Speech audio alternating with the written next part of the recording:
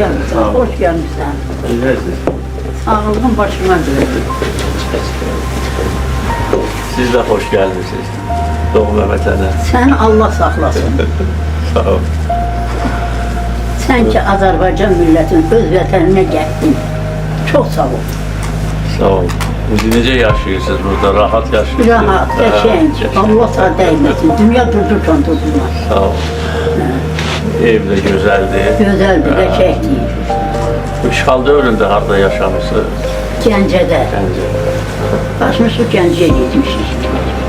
Balaca otellər vardı. Yataqxanada. Bəli, elə bir adam orada olurdu, bir orada olurdu, bir-birinə qarışır. İndi çox sağ ol.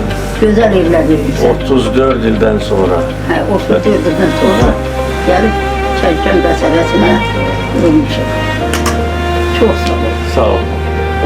Təbrik edirəm sizi. Xoşbaxt yaşayın. Sağ ol. Allah can sağlığı versin, uzun ömür versin. Gözəl tikilişi var, gözəl tikilsiniz. Yaxşı. Her şey təmirli, en yüksek seviyede. Hə. Sağ ol, başına dönüm. Güzel, her şey çok güzel. Elimizi obamıza yığıştık şükür.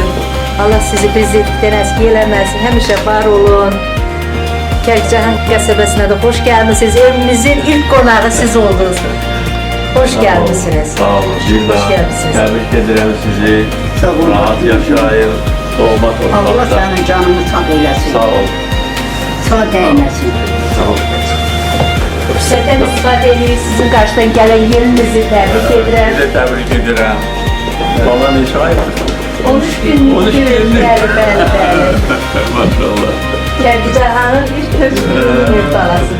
Bəli, Gəncədə doğdu. bəli. Təbrik edirəm. Çox sağ olun, çox sağ olun.